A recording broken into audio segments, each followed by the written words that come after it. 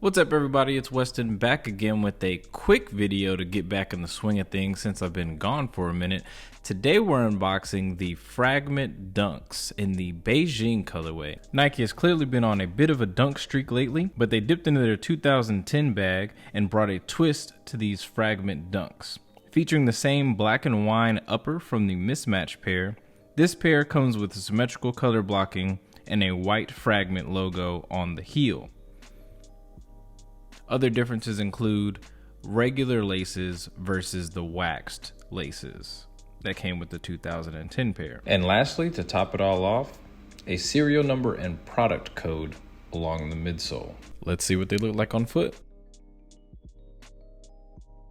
Other than that, there isn't much else remarkable about this shoe aside from the slight upgrade in quality of leather from the previous Dunks that have been released this year.